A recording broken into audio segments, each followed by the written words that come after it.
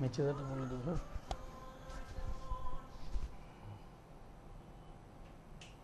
সকলকে নমস্কার। সকলেই খুব ভালো আছেন এই বিশ্বাস নিয়ে আজকের অনুষ্ঠান। ভালো লাগা, মন্দ লাগা, স্পষ্টতা, অস্পষ্টতা সব কিছু নিয়েই আমাদের জীবন চলতে থাকে। মনে পড়ছে একটা অদ্ভুত লাইন, যে শুভ থাকা সত্ত্বেও মানুষ হারিয়ে যায়। কবিতার লাইনটিতে এরকম ছিল, লগ্ন শুভ, নিশ্চিত প্রমাণ পাওয়া গেল, সেই লগ্নে এসেছি পালিয়ে।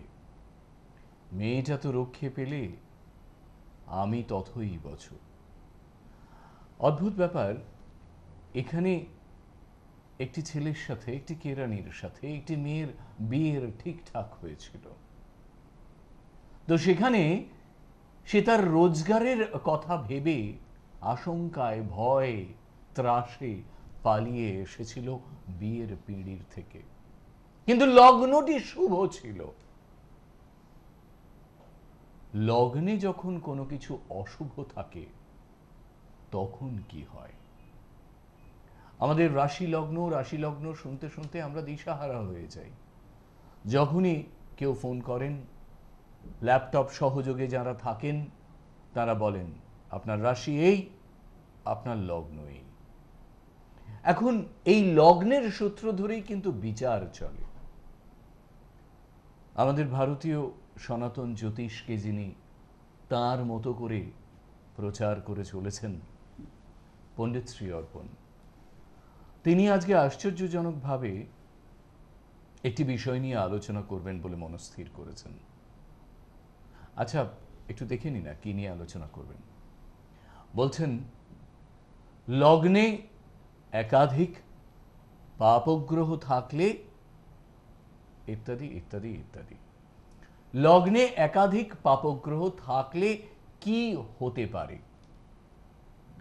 পাপ আমরা জীবনে করতে করতে চলি, এবং সেই পাপ করি বলে অনেক সময় পুণ্যের সঞ্চয় করার জন্য তীর্থে চলে গেলাম, বা হয়তো সকালবেলায় মহাবীরের মন্দিরে গিয়ে একটা কমলা রঙের তিলক কেটে নিলাম।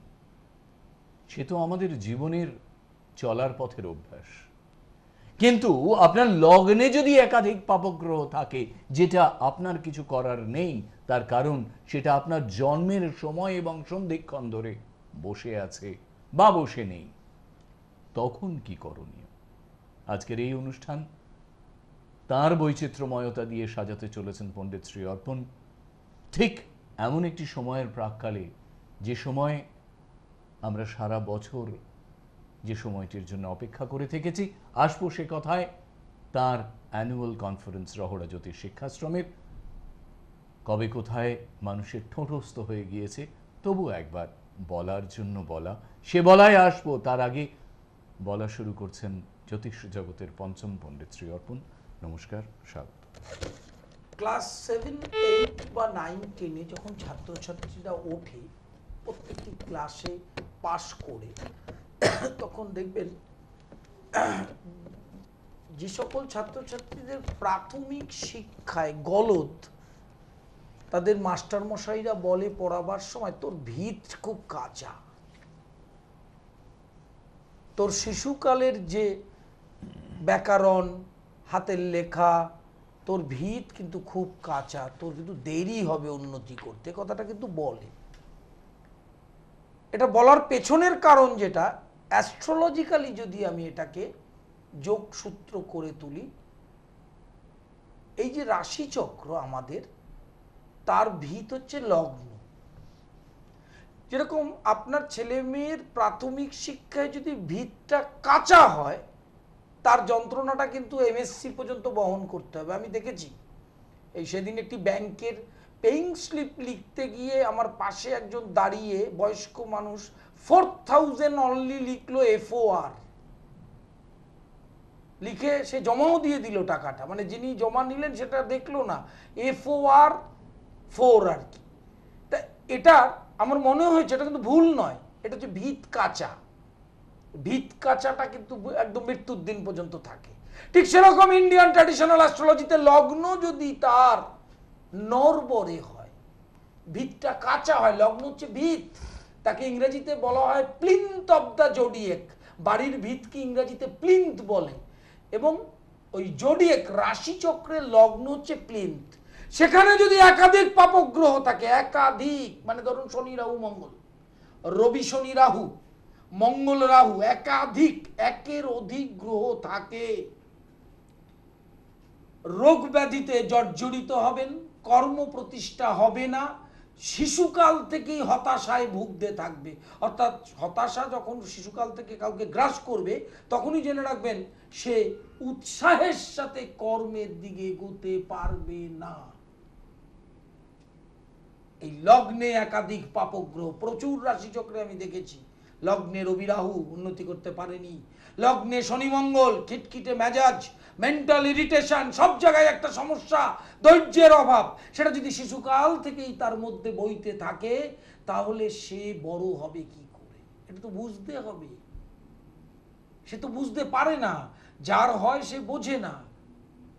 জ্যোতিষকে সেটা বোঝানোর দরকার যে লগ্নে যদি একাধিক পাপগ্রহ থাকে, তার প্রতিকার না করতে পারেন, তাহলে সর্ব প্রতিভা আপনার সন্তানের, আপনার প্রতিভা নষ্ট হয়ে যাবে, আপনি দাম্পত্য শান্তি পাবেন না, আপনি সন্তান সুখ থেকে বঞ্চিত থাকবে। মানুষ এই যে যত চলাফেরা করে, ঘোরাফেরা করে, অর্থ রোজগার করে, সব কিছুর পেছনের একটা প্রধান কারণ হচ্ছে একটা কোথাও একটা শান্তি পেতে চায়। সরকারি চাকরি পেলে বাবা মা শান্তি পেল, ছেলে একটা ভালো চাকরি পেয়েছে, এটা তো শান্তির জন্য। সেই শান্তি লগ্নে একাধিক পাপগ্রহ থাকলে হরণ হবে, কিছুতেই সে শান্তি পাবে না। এবং সব বেশিরভাগ স্পেসিফিক আইটেম নিয়ে, ধরুন আপনি চাইছেন আপনার সন্তান পড়াশোনা করুক, বাধ্যের হোক, সমাজে প্রতিষ্ঠিত হোক, এটা চাহিদা থাকতেই পারে, কিন্তু আপনার লগ্নে একাধিক পাপগ্রহ থাকায় আপনি সেই সুখটা থেকে বঞ্চিত থাকবেন। কি অদ্ভুত ব্যাপার দেখুন, আপনার লগ্নের এফেক্ট আপনার সন্তানের উপর গিয়ে বর্তাচ্ছে। আপনার নিজের কর্মজীবনে প্রমোশন, প্রতিষ্ঠা, অর্থনৈতিক উন্নতি সমস্ত কিছু চুরমার হয়ে যেতে পারে এই লগ্নে একাধিক পাপগ্রহ থাকলে। আলোচনা চলবে, আমার অনুষ্ঠান মানেই ফোন করবে মানুষ, তাদের তৃষ্ণা মিটিয়ে আমি পরের আলোচনায় আসছি। তৃষ্ণার্ত যারা তারা ফোন করতে থাকুন, বিশ্বাস করি তৃষ্ণার জল এখানে নিশ্চিত পাবেন। তৃষ্ণার্ত কেউ এসেছে। নমস্কার, স্বাগত। হ্যালো, নমস্কার দাদা, আশিস দা আপনাকে এবং নমস্কার। বলুন, নমস্কার। বলুন বলুন। আমি আমার ছেলের সম্পর্কে একটু জানতে একটু বলুন, জন্ম তারিখ, সময়টা। ছেলের নাম অর্পণ ভট্টাচার্য, বেশ, 8/12/2000, দুপুর 11:40, জন্মস্থান কলকাতা। আচ্ছা, 8/12 বললেন তো? হ্যাঁ, 8/12/2000, হ্যাঁ, জন্মস্থান কলকাতা, দুপুর 11:40। শুক্রবার দিন। শুক্রবার। হ্যাঁ, কটার সময়? 11:40 সকালে। 11:40। কি জানতে চাইছেন বলুন। ওর 11 আইসিএসসি আইএসসি কেমন হবে? না না, ও এখন কোন ক্লাসে আছে কিনা, হবে কিনা? হ্যালো, কোন ক্লাসে পড়ছে? ক্লাস 8 এ পড়ছে। আচ্ছা, 9 এ উঠবে, শুনুন। মার্চে 9 এ পরীক্ষা হবে, 8 এ এপ্রিলে 9 এ উঠবে। আচ্ছা শুনুন, ওর ক্লাস 8 থেকে 9 এ ওঠা, সেখানে কোনো সমস্যা হবে না, কিন্তু নম্বরটা আপনার মনের মতো পাবে 9 থেকে 10 এ উঠতে। তারও কারণ আছে, ওর তো রাশির অষ্টমে শনি আছে, এটা ধাইয়া চলছে, এই ধাইয়াটা কিন্তু সামনের বছর থেকে থাকবে না। যখনই থাকবে না তখনই কনসেন্ট্রেশন অফ মাইন্ডটা বাড়তে থাকবে, বাধাপ্রাপ্ত কম হবে, এবং 10 + 12 এই দুটোতেও ভালো রেজাল্ট করতে পারবে। সায়েন্স নিয়ে পড়াবেন এবং আগামী দিনে জয়েন্ট এন্ট্রান্স যাতে দিতে পারে সেই প্রস্তুতির দিকেও এগোবেন। ঠিক আছে, ভালো থাকবেন, আমাদের শুভেচ্ছা নেবেন আপনার সন্তানের জন্য, আমাদের সকল শুভেচ্ছা। পরবর্তী কলার বন্ধু, নমস্কার। হ্যাঁ, হ্যালো, নমস্কার। আমি নদিয়া রানাঘাট থেকে বলছি। বলুন বলুন বলুন। হ্যালো, নমস্কার। নমস্কার, বলুন, ডেট অফ বার্থ বলুন। ডেট অফ বার্থ হচ্ছে 5 জুন 1990। 5 জুন 1990, সময়? হ্যাঁ, এর টাইম হচ্ছে রাত 8:04, নদিয়ার কল্যাণী। আচ্ছা, জানতে চাইছি যে পৈতৃক সম্পত্তি পাবো নাকি? বেশ, কি পাচ্ছই? পৈতৃক 5 সম্পত্তি, জুন। পিতার সম্পত্তি আমি পাবো নাকি? হ্যাঁ, একটু মঙ্গলবার জন্ম, হ্যাঁ, মঙ্গলবার জন্ম। মানে আপনার পিতার সম্পত্তি আপনি পাবেন কিনা, সেটা কি বাড়ি না ভ্যাকেন্ট ল্যান্ড? বাড়ি বাড়ি।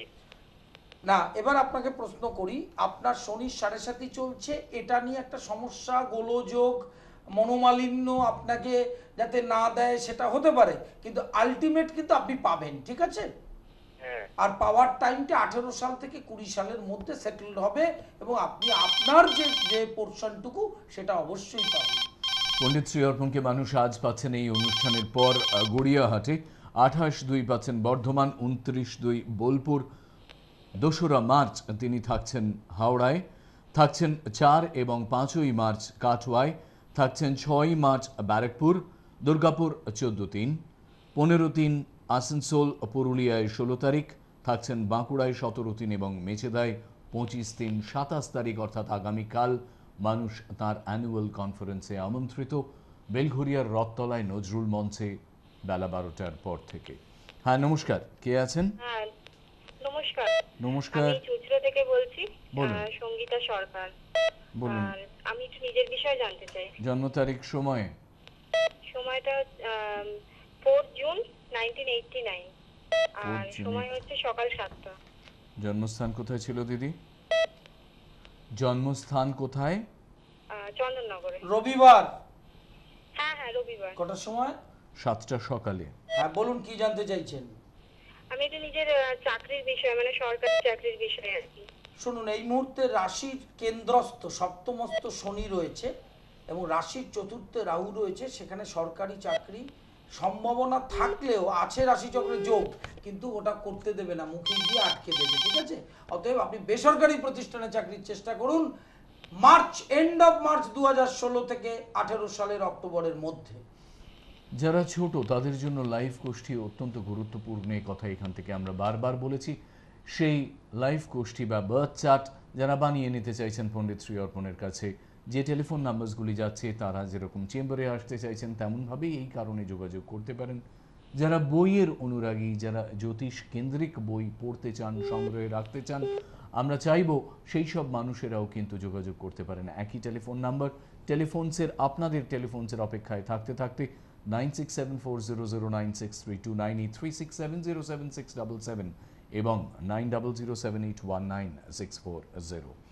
টেলিফোন যারা করছেন আজ, তারা আমাদের যে ল্যান্ডলাইন নাম্বারসগুলি যাচ্ছে সেখানে দেখুন। আমরা আবার এই অনুষ্ঠানের পর ব্যাক টু ব্যাক আবার একটা লাইভ অনুষ্ঠানে ফিরে আসবো সৃষ্টি টেলিভিশনে। পণ্ডিত শ্রী অর্পণ মানেই সৃষ্টি এবং সৃষ্টি প্লাস মিলিয়ে অগণিত প্রোগ্রামস, সেই দিকে চোখ রাখুন। হ্যাঁ, নমস্কার, কে আছেন? হ্যাঁ নমস্কার, আমি নদিয়া পলাশি থেকে বলছি। নদিয়ার পলাশির থেকে বলছেন? হ্যাঁ, বলুন, ডেট অফ বার্থ বলুন, জন্ম তারিখ। জন্ম তারিখ হচ্ছে 26শে জুন 1991, সকাল 6টা 45। জন্মস্থান নদিয়া। হ্যাঁ হ্যাঁ হ্যাঁ। 26শে জুন। বেশ, 26/6। হ্যাঁ, তার মানে বুধবার। হ্যালো, জন্মটা বুধবার। কি জানতে চাইছেন বলুন? আমি আমার দাম্পত্য জীবনে খুব অশান্তি হচ্ছে, সেই বিষয়ে একটু হ্যাঁ, জানবো। দাম্পত্য জীবনে আপনার এই মুহূর্তে রাশিতে শনি রয়েছে, দাম্পত্য জীবন, শাশুড়ি এবং স্বামীর সাথে রিলেশনশিপ ভালো থাকবে না, এটা দিনে দিনে তিক্ততাটা বাড়বে এবং এমনই পর্যায়ে যাবে যে এটা সংসার করতে পারবেন না, এরকম একটা পরিস্থিতিতে যুদ্ধ করতে হবে। আর্জেন্টলি এটার প্রতিকার করুন, দেখবেন আপনার যে রাশিচক্র তাতে রিলেশনশিপটা সুন্দর হয়ে বাকি জীবনটা শান্তিতে কাটাতে পারবেন। ভালো থাকবেন এবং বিশ্বাস করি আপনার দাম্পত্য জীবনের শান্তি নেমে আসুক। যদি আসতে চান, যোগাযোগ করতে চান, তাহলে সরাসরি ফোন করবেন এবং অ্যাপয়েন্টমেন্ট নিয়ে আসবেন। নমস্কার, কে আছেন? হ্যালো। হ্যালো, আমি বীরভূমের দুবরাজপুর থেকে বলছি। দুবরাজপুর থেকে স্বাগত। বলুন, ডেট অফ বার্থ বলুন। 7 জুলাই 1995। 7 জুলাই 1985। সময়? সময় বিকেল 3:20। বিকেল 3:20। বেশ, জন্মস্থান কোথায় ছিল ভাই? বীরভূম। দুবরাজপুরে। আচ্ছা, 7/7/1985। এই অনুষ্ঠান কি দেখা হয়? হ্যাঁ, এটা আমি রেগুলার দেখি। রেগুলার দেখেন, ভেরি গুড। আর কালকে পণ্ডিত শ্রী অর্পণের একটি অ্যানুয়াল কনফারেন্স আছে। আপনি কি জানতে চাইছেন? কি জানতে চাইছেন বলুন? 7/7/1985, 3:20। নিজের ক্যারিয়ার সম্বন্ধে জানতে হ্যাঁ, কোনো আপনি কি স্পেসিফিক করেন? প্রশ্ন আছে? 7/7 1995। না না, কোনো স্পেসিফিক প্রশ্ন। কি 7/7? 1985। 85 না 95? 85, 85। হ্যাঁ 1995। 95 তো 1995 1995। হ্যাঁ 1995 কি? ও 7/7, 7th জুলাই। তার মানে শুক্রবার। শুক্রবার ছিল? হ্যাঁ শুক্রবার? হ্যাঁ শুক্রবার ছিল, শুক্রবার। আপনি কি করেন? আমি এখন স্টুডেন্ট। না না, স্টুডেন্ট কোন ক্লাসে? এখন কি করছেন? গ্রাজুয়েশন করছেন? হ্যাঁ গ্রাজুয়েশন করছি। সেটা কি অনার্স নিয়ে করছেন? হ্যাঁ ম্যাথমেটিক্স অনার্স নিয়ে। আচ্ছা, প্রথম হচ্ছে অনার্স নিয়ে ম্যাথমেটিক্সে এটা কমপ্লিট হবে, এমএসসি পড়ার সুযোগ আসবে এবং সরকারি চাকরি শিক্ষকতা এই পদ দিয়ে যদি যান তাহলে আপনার সেই যোগ আছে। চাকরির যোগ 18 সাল থেকে 20 সালের মধ্যে, ঠিক আছে? হ্যাঁ উচ্চশিক্ষার যোগ অবশ্যই আছে, কিন্তু আর্জেন্টলি 7.5-এর প্রতিকারটা করবার চেষ্টা করুন, তাহলে নম্বরটাও ভালো পাবেন, মেন্টাল অ্যাংজাইটিটা কমবে এবং প্রতিষ্ঠিত হতে পারবেন। প্রতিষ্ঠিত হতে পারা, তাই নিয়ে কথা বলতে গিয়ে যারা আগামী দিনে প্রতিষ্ঠিত জ্যোতিষ হতে চাইছেন তাদের জন্যই এই অ্যানুয়াল কনফারেন্স, বাৎসরিক মহাসম্মেলন হিসেবে যাকে আখ্যা দিয়েছেন মানুষ, পণ্ডিত শ্রী অর্পণের এই রহড়া জ্যোতিষ শিক্ষাশ্রমের annual conference, second annual conference অনুষ্ঠিত হতে চলেছে আগামীকাল, হিসেব মতো 27 ফেব্রুয়ারি 2016, বেলঘরিয়ার রথতলার নজরুল মঞ্চে বেলা 12টা থেকে 12:30 এটি শুরু হতে চলেছে। চলবে, বিভিন্ন মানুষ আসতে চলেছেন সেখানে, বিভিন্ন ক্রস সেকশন থেকে মানুষ আসবেন এবং তারা তাদের বক্তব্য রাখার শেষে আমাদের একটি দারুণ সাংস্কৃতিক অনুষ্ঠানও সেখানে থাকবে। বিশ্বাস করি যারা জ্যোতিষ অনুরাগী তারা এসে সেখানে এই অনুষ্ঠানকে সাফল্যমণ্ডিত করবেন। আজ আমাদের সেই রকম আর সময় নেই, আমরা আবার একটি লাইভ অনুষ্ঠানে ফিরে আসছি। সকলে খুব ভালো থাকবেন। আজ গড়িয়াহাটে পাচ্ছেন আমাদের পরবর্তী অনুষ্ঠানের পর পণ্ডিত শ্রী অর্পণকে সরাসরি। সেখানে যোগাযোগের জন্য একই টেলিফোন নাম্বার, ফোন করতে থাকুন। আগামী 28 তারিখে পাচ্ছেন বর্ধমান, 29 বোলপুর, 2 তারিখ হাওড়া, 4 তারিখ এবং 5 তারিখ কাটোয়া, 6 তারিখ থাকছেন ব্যারাকপুর।